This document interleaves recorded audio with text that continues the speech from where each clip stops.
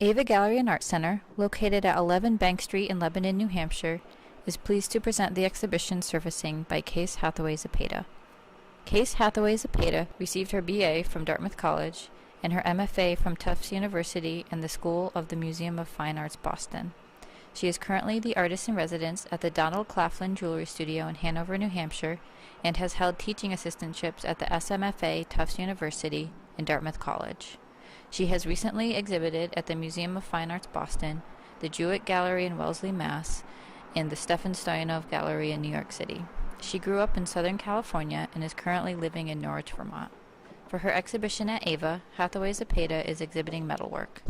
Much of her inspiration is drawn from the way water ripples and flows or changes the surrounding environment. Her metalwork is influenced by a mid-century modern aesthetic, and her new collection of jewelry is characterized by hammered surfaces, uneven edges, and simple curves. I'll start off, as Margaret briefly mentioned, mid-century modernists are pretty awesome. That is a source of inspiration. Another source of inspiration that I had trouble citing appropriately because he's not documented is my grandpa. And you'll hear a lot more about that source of inspiration, him as a maker just in his free time. So, mid-century modernists, a lot of what I take away from them are their clean organic lines, their attention to the way things are connected. How are you dealing with material? Is it solder? Is it holding it? Is there a jump ring? Is there a loop? Is the clasp in front? What's going on? And ultimately, there's a movement to the work once it goes on the body that I really love. Two particular artists are Alexander Calder, which I'm sure all of you are familiar with, and his jewelry work, taking his sculpture and bringing it down to the body size, the size of the body. How is it worn? Where is it perched? What, how does it move? Does it spin? And a lot of it's very simple. And I had a very hard time as an undergrad figuring out how to simplify my process, because when you don't simplify things, there are just too many options. You get really scattered and you can't dive into something fully to start to even understand it at all. It's kind of like, all right, I'm going to make this piece and I'm excited about it, and then I'm going to make another thing because I'm excited about it, and they were kind of one-offs. I was learning a little bit as I went along, but I wasn't diving in, and Calder dives in. Art Smith, Paulette introduced me to Art Smith. And I love these connections as well. This is actually where I got really excited about riveting, the concept of riveting. It's a cold connection. It's what is on display in a bunch of different pieces here. And it started to make me think about how we consider what's precious and what's not precious, and how do you put them together in an immediate way that is visually startling or interesting.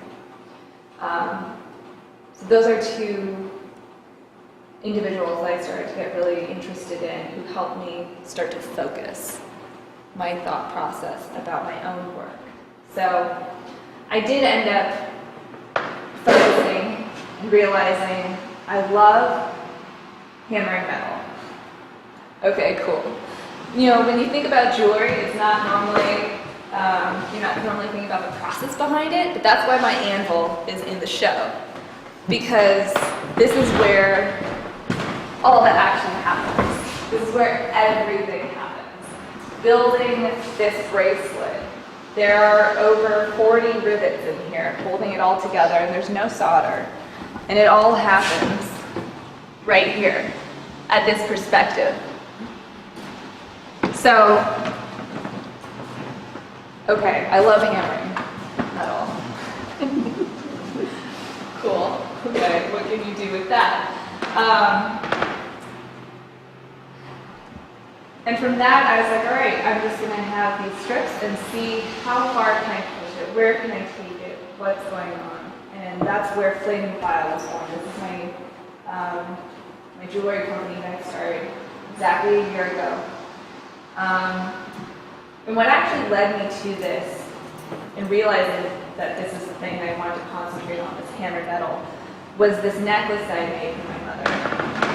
This is not the actual necklace. This is an attempt to copy the actual necklace, so it's not as good, of course, because hers is the one. But I'll pass this around and you can see it's just hammered metal and texture. But it has movement. So this is a ring. I don't know if you all know that. Or, yeah, it's a ring. It's kind of weird. This is a movie if it decides to play. This is kind of something I put together when I first started the business, and this idea, oh, I'm so energized, I'm just going for hammer metal, and look at, here's something I can do with it. So I'm going to play the movie for you. Please excuse my tiny speakers.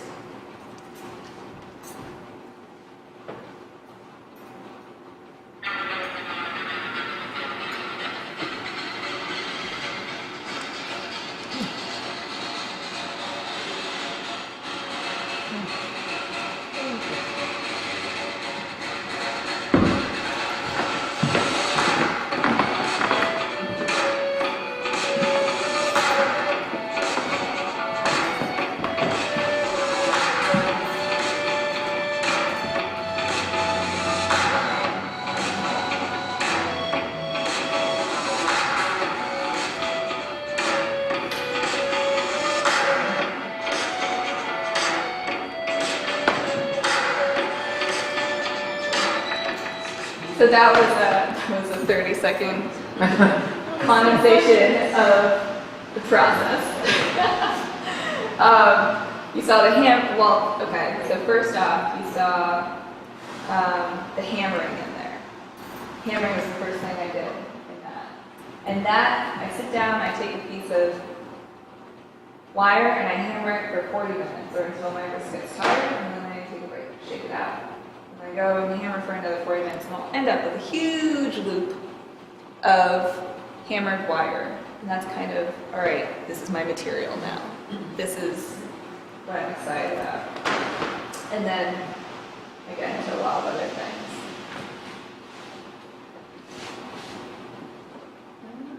Come on, next slide. There we go. So that's the beginning. That's the original necklace that I did make for my mother. And this is my 4 attempt at a replica of it. But you can see it does have that movement. And it's kind of exciting. Starting to make my own clasps. How do you integrate clasp into the theme of the work?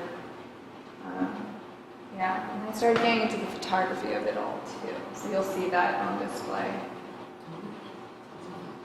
Yeah. So then I was excited, okay, movement, metal, how is this going? I started connecting things. So this piece moves at all of these junctures and kind of swings and plays. This one's up on the wall. So,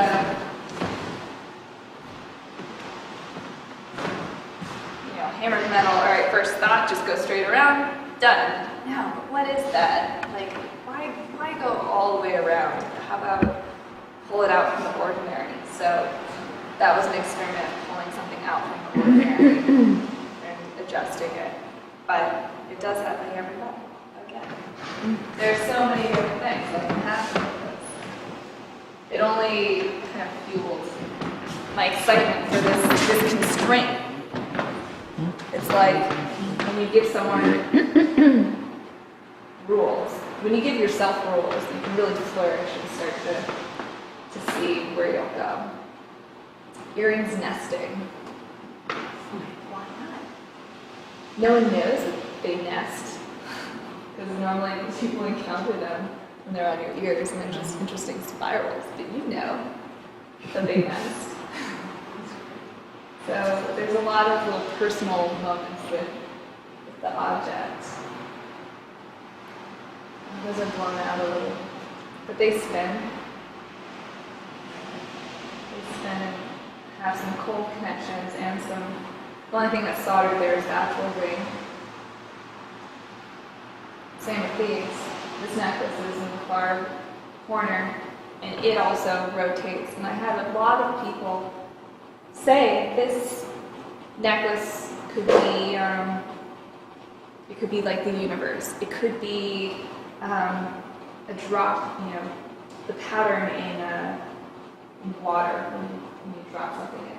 It's like a droplet in water. And some people say that it was like an egg. It's like what? An egg. An egg. It could be so many different things, and I don't think it needs to be confined to anyone. Each person can see it for whatever they want it to be. And that was another thing, is I don't work representationally, because I don't know, I get too caught up with, does it actually look like that thing? Do I want it to look like that thing? My legs are too long, and within this abstract world, I find that my line drawings, my crude, horrible line drawings, make sense, and they make sense in my head. So this is where it ends up. These are the anti-hoops. I was looking to make a big hoop earring that basically hits your shoulder.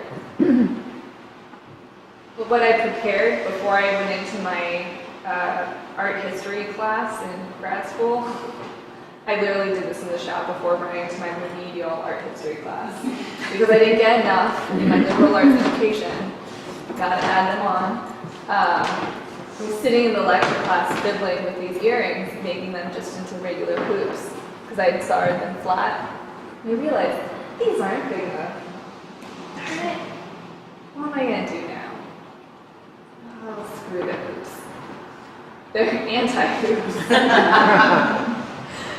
And I love it, because now it has so many other references to nature and to leaves. Yeah. So this is the cross strip cuff. And it's as simple as crossing pieces of hammered metal. When I drew this, I draw it flat. It literally sticks flat. There's so many ways that the metal can be layered upon one another, and the different variations that come from that are almost endless. This one in particular I love because it makes me think of Wonder Woman, kind of that kind of cuff, because it comes in a triangle in the front or in the back, whichever you decide.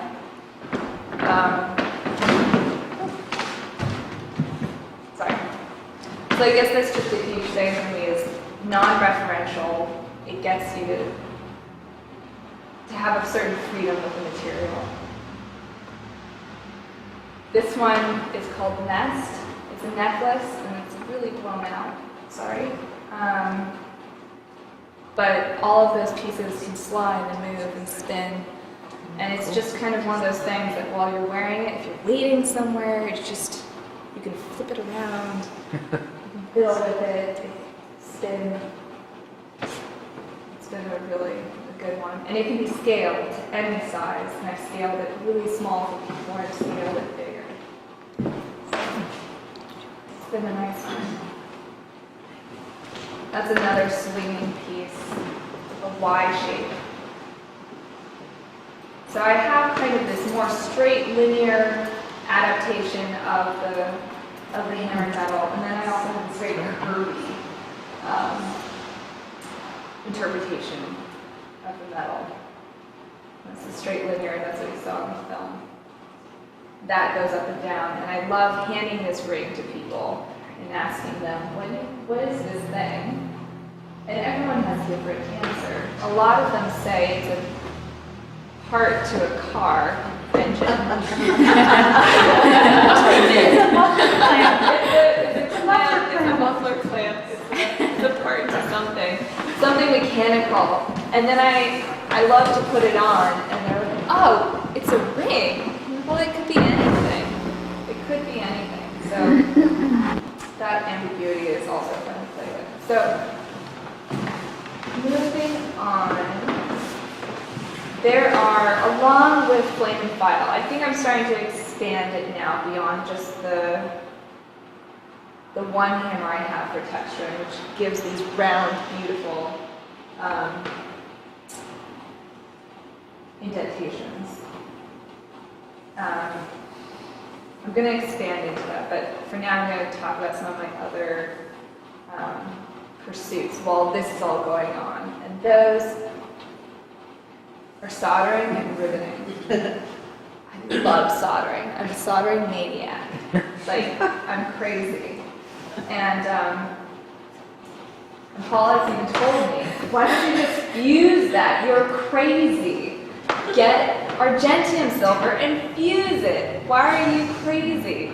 Because, you know, and I've tried it, and I really love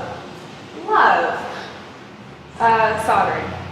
Every single point to make my own mesh. And I'll hand you 2 rings in particular. 3, I'll send them around. I really love soldering. I'll send you these. Tell us what you really love. You are holding your torch. And these, what I love about soldering is it's like a challenge. How delicate can I get? How hot can I get? How delicate can I get? These are too delicate. These cuff bracelets. These are too delicate. I realized that after making a bunch of them. Spider webs. Yeah, they're too delicate. What makes You them don't- too delicate? Yeah. Because you don't notice when they fall. Oh. You don't notice when Yeah, so basically the material is just So a thin. little bit too thin. It just, yeah, it's just too thin. So it wouldn't really stand up to normal wear. But you'll see this. And one of them is a little bit broken. So too thin. Too thin. All right, I found my limit on too thin. I moved up to 18 gauge wire. And now you have these, which is also still too thin in some applications and some not. I've been wearing mine. Well, Oh, too thin. You'll see. So I have this soldering obsession. The soldering obsession is all about small and dainty and thin and pushing those boundaries. What started the soldering obsession were my cages. Because these are all soldered and they all have moving parts and things slide and go up and down, wiggle, and then they rotate and they latch on to one another and they come off and they have pins and they have hinges. They're crazy. That was a few years ago. And these are the grids that I do. They're not practical, but they're wonderful. That's my favorite. That's also to pass around. This one's too thin. It broke while a friend was playing squash with it. Well, you know. Have cocktails with it. You know. So right now I'm actually trying to, I'm starting to get into 3D design, so CAD design, and I'm trying to replicate these swirl rings in CAD so I can mill it out in wax and then cast it thicker and make it work. Because I love these designs and I want them to work and I want Kate to wear it while she's enjoying life, playing squash, and not break it. Move that last one with the stones. Now the other thing that I've been playing with that has started to creep up into this show is the riveting. Because the riveting is immediate and I can do it in my own studio. I don't have a torch. Where I work has a torch, so I go to solder when I'm at Dartmouth at the jewelry studio there. But I have my own little corner at home with my anvil normally. It's not here. And these happened because I was visiting my grandparents. Sorry. I was visiting my grandparents, and I was out in California for like 3 weeks.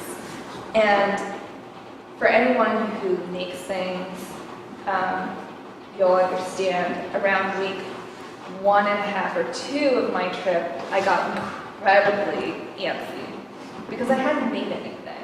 I was traveling. I couldn't handle myself. I was just like, what do I do? So I asked my grandfather, because he has a little wood shop. I asked, do you have any scrap copper around? And I'm going to just pass out scraps that would be totally usable for anything. He goes, oh yeah, I have this rain gutter brace that's copper, I think. You can have it. I don't need it. The rain gutter brace of all things. And then another thing, in there where they live, there had been a lot of forest fires, and there are some old power lines that had come down, disconnected 20 years ago. And within those, they were copper wire, twisted all together and singed, full singed, but still totally usable. They were annealed. They were perfect, ready to go. So with that and my antsiness, he was very gracious to let me use his wood shop and some hammers I found in there. So this is my setup at my grandpa's house, my grandparents' place. There are no fancy tools here. I use mostly a vise. I use this hammer, which I found and ended up refinishing a little bit on the edges to get this texture. And my grandma had this ball peen hammer in her kitchen drawer. I think she claimed that she used it to crack open lobster claws or something. I don't know. But she let me use it, which was great. And honestly, I just went to work, cutting, shearing, filing a lot. And I ended up making a bracelet, a cuff bracelet out of it. Why not? And then I realized I was still really antsy and excited about this. So the next morning I asked, can I go back to the wood workshop before I leave? Because I think there's some scraps that I can still use from the gutter, from the rain gutter brace. And that's when I made this bracelet. And ultimately gave that to my grandmother. Just as a token of thanks for letting me stay there and be antsy and make stuff. And so this is kind of where the riveting cold connection stuff has come. Whoops! Oh, I took copper on there. Be careful. I don't know. That was weird. Sorry. What did I do? I just looked at her. No, seriously. Okay. Hold on. Oh. Leave it to me, huh? Oh, maybe it's not the connection. Don't put copper on your laptop. There you go. All right, we're back. No copper on laptops. That's the point. So basically, this was just an incredible exercise there that ultimately took off for me of extremely limited supplies, extremely limited workshop space, and what can you do with it? How can you make it work? And it was just the thing I needed. So I came back and, then went all out and started adding the bimetals, the gold, the tech, it's the same concept, but I could refine it here because I had a few more materials at my disposal. And this is kind of the new texture that I'm excited about. It has many different references to either fast water or to bark. A lot of people have compared it to bark, which is interesting. I think maybe that's driven by the copper. When it's on the silver or the gold, it becomes much more water-like, or references water a lot more. But either way, I still have this process of repetition and kind of meditative sessions of preparing and hammering my metal. And that is really the key to all of it. So that's pretty much it for my visuals. I was wondering if you guys had any questions or wanted to look at any other items, or had questions about specific items. Yeah, Margaret?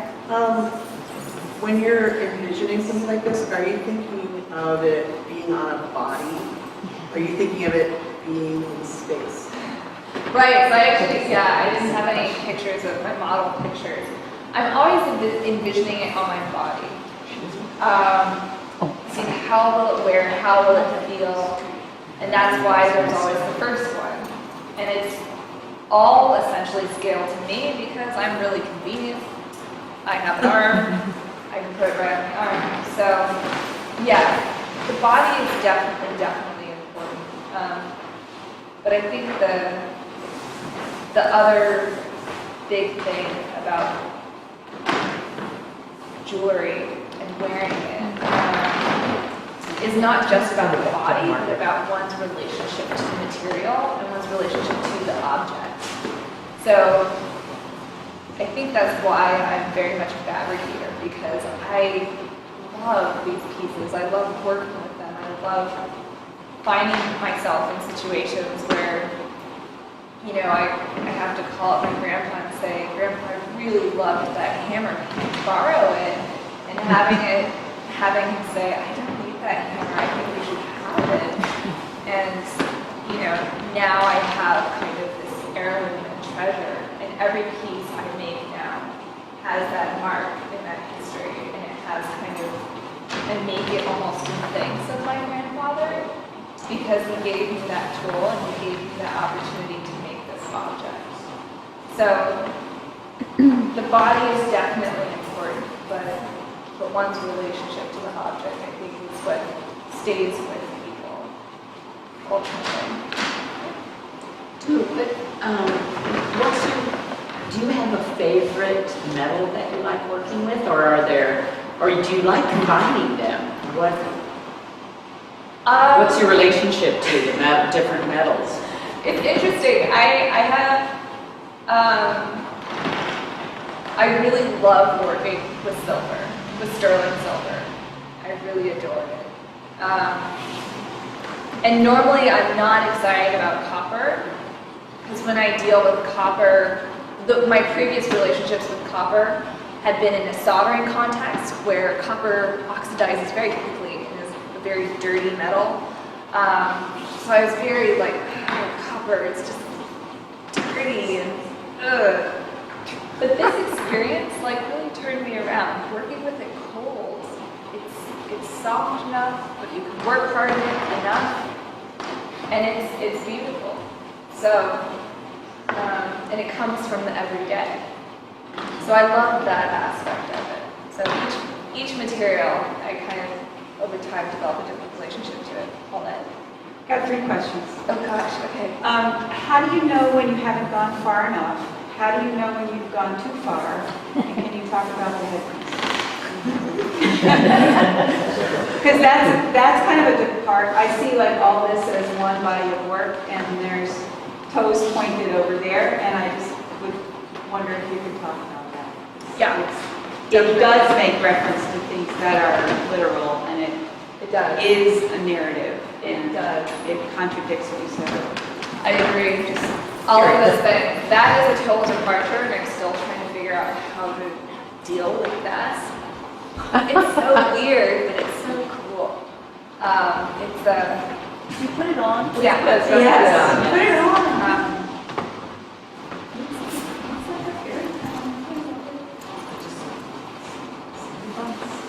So that's the piece. So pretty. Really You should wear it at your wedding. Yeah. Maybe that's why I you made actually, Say no. you're reading my mind about that. So this started because of a wedding. The tiara making started because of a wedding. I was asked by a bunch of bridesmaids, and I was friends with one, to make a tiara for the friend who was getting married. And she wanted a tiara that was like another tiara from a TV show. Which shall remain nameless. Shall remain nameless. She loved the TV show, and I made it for her. And as I was making it for her, there's one aspect of it that I was not excited about, and that was all the sparkly, flashy jewels and things. And I was like, not my thing. It's cool, but it's not my thing. But I fell in love with the leaf form and this wave form. And hers is more leaf-like. I think this, I've gone more to a transitional leaf wave pattern, and it's only this. And so I started, this isn't resolved, this pattern for me. I started making earrings with it. There's a hairpin in there that has a wave in it. Has a gold wave, I believe. Sneaking in, it's a lot more referential, and that's why it confuses me. Yeah, I actually did make this one particularly as a potential sketch for my own wedding, since I just got engaged. So, Congratulations. thank you. And I don't know if this will be it, but I guess to me, its reference to water is very important to me. Water is the thing that I respect, I fear and respect the most. A good friend of mine drowned 5 years ago, and ever since then, my relationship to water has been very mixed. It's been a much more intense relationship, but also one that I struggle to kind of acknowledge sometimes as well, because it's too hard to go there. So water has just become a much bigger force in my life, and so that's where this is starting to creep in. Definitely. Before it was just in the texture, but now it's becoming more referential. Oh, what were your other two questions? The first two. How do you know when you've gone too far or not far enough? Oh, I don't think I've gone too far on almost anything. I'm so young.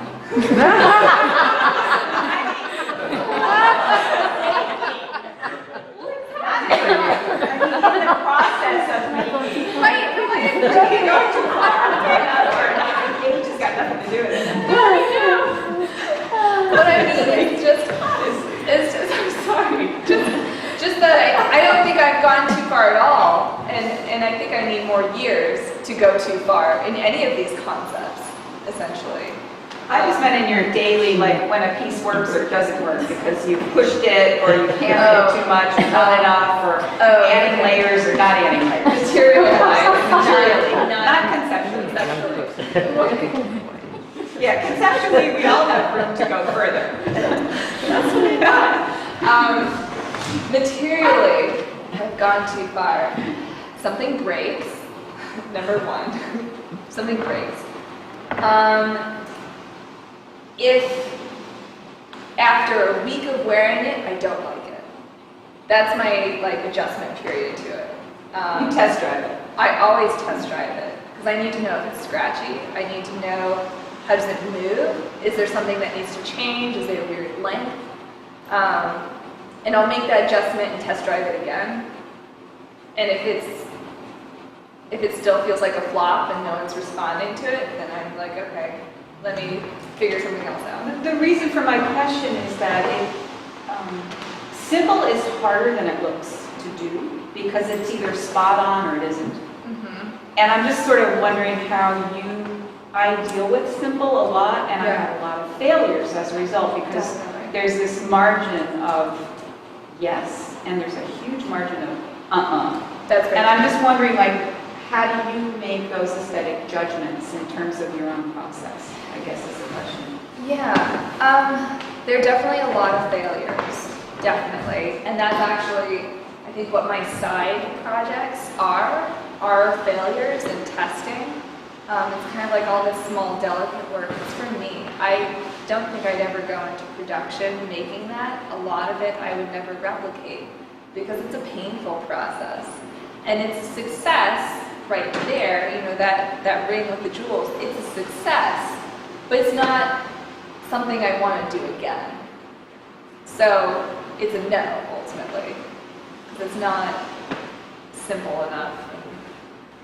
There are aspects of it that I learned from ultimately, but yeah. Do you stockpile the failures so that you can refer to them later? Oh yeah, I have a whole box of failures. I brought some failures, like these were the failures, you know, these little. But in delicate- platinum, that would work perfectly because it would be hard enough. That's true. Yeah, baby. Brilliant over there. Brilliant. But I work with silver right now. So it's a failure in Hang silver. on to it. I will. Well, that's why I hold on to a lot of mistakes, is because there is that. Go ahead. Well, if you think of your work as sort of being sculptural for the body, which I assume you do, Yeah. but making sculpture for the body introduces a whole nother dimension that sculptures otherwise don't have to deal with. Why would somebody choose to add that extra layer of problem It's funny, I think that or challenge? I don't, so I concentrated in sculpture for my undergrad, and I think I've always considered the body and my relationship to things. My sister says I'm very empathetic, and I think that applies, I think I extend that to like objects in their lives too. So within a sculpture, when I encounter a sculpture, I think, where is my eye level? How tall was the sculptor? What is their level? And, you know, when I stand next to a piece, how do I feel? And this, it's directly on the body, so it just needs to be smoother. Can't be sharp. It needs to be more, I mean, it needs to fit. It needs to fit. There, Many times I look at a piece and say, that's gorgeous, but I don't have the body for it. So, you know, right now you're working with your own body, but at some point if you're going to, seems like continue Yeah, relating, then it's got to, you've also at some point going to think about other kinds of bodies. definitely. No, that's very true. And that's actually why I've started gravitating towards cuff bracelets, towards earrings, and at different lengths. I'm trying to do different lengths for different necks. And necklaces, do you have something, are you flat? Are you really flat? Do you like a little bit wider? Do you have wider shoulders? How does that impact where your collarbones are and where that sits? So I don't really mass produce things. I do like to talk to people and see how it fits on them and make it so that, you know, when someone bought that necklace in the corner, I said, did you put it on? Can I see it on? Does it sit where it should sit, where you want it to fit? So I really try and tailor it to each person that I work with, and that's why I don't think I'll ever be a commercial jeweler, because you know, you don't have that contact with the person who would be wearing it. And it sounds like you may not be a sculptor that won't be involved with the body, also that you like that kind of interaction. I do, definitely. Definitely love the interaction and the physical relationships. It's also the case that the way that you're riveting, that the movement that you brought into your pieces is also a way to respond to different bodies. That's true. There is movement within it. There's, It's not- you know, there's your design and then there's adaptability. That's true. Yeah. There's an adaptability with the rivets because they can move All the movement a of little. your necklaces sort of more different ways. Yeah, definitely.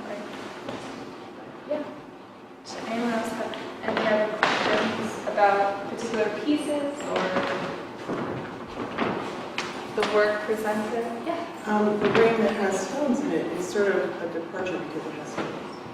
Yeah. You don't have, there's Yeah. a lot of stones in it. So do you see, is that why? You know, what's going on there? There, stones had a complication. And I do love stones and I love bezel setting things and I have works with stones in them. I think I put it away. I have a few more examples here of just little things I've done with stones in them. But mostly, and I've started to cut mine in stones and experiment. So this is a cut stone piece. I cut the stone and messed up the bezel line. That piece I could never sell. It's a cutting item and I made it for me. This one's got raw rubies. So it's something that you see happening. I see it as a happening for each individual. It's an individual thing. Like, does this need a pop of color? Does this need a focal point? What are the focal points in the jewelry? And with that larger range, with the cross, I felt like the eye needed some focal points. And so the stones were able to do that for me in a subtle way. Because they all are very like muted colors, they're not intense. So they can almost blend and bleed into the tone of the metal, but then they can also stand as points of reference. So that's how I think about stones. I'm sorry if I'm making you repeat, but It's okay. so the textures, those are all, you've created those textures with your hammering, is that correct? Yeah. Okay. And the other question was the patina, that's your manipulation of the, is it like Of the material. tarnished? Yes. Yes. So and technically they won't ever tarnish because they're already tarnished? Well, patinas are very creative. So what I use for all my sterling silver is a liver of sulfur patina. Okay. And it's kind of like adding 10 years of oxidization in a split second onto your surface. And it reacts with the surface. And you don't want to push it too far or else it might flake off. But then I tumble it all to kind of help sort of lock it in, give it that kind of gunmetal gray sheen to it. And there's something that transforms this, like I think that transforms the sterling a little bit more. Is it a needle? Or what do you mean by tumble? To keep Oh, so that actually is work hardening. Okay. So basically it's this big barrel and it is full of what's called steel shot, tiny pieces, little pieces of rice, stainless steel rice. And it just rolls and tumbles in there with a little bit of soap, a mildly acidic soap. And it rolls in there and tumbles for 3 hours. And each one of those little tiny pieces of steel rice is acting like a tiny hammer. And it's basically hitting the surface and it's doing two things. It's both work hardening the piece, so it's compressing those molecules and making them less malleable. And it's also burnishing the metal. That's the traditional form of polishing metal, is rubbing metal against metal. So it's kind of locking in the patina. And the tumbler soap also helps kind of seal it just a little bit.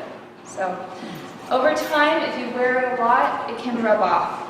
The way that if you had an old piece of jewelry, old piece of silver in your collection and you started wearing it again, it was tarnished before, where it rubs, it'll start to kind of clean it off again. So with where it will shape and change. The outside of it, where it's not getting touched, it'll probably stay that way. But it'll almost get shinier as you wear it? Yeah, Where it wherever wears. it wears, it'll get shinier. Yeah.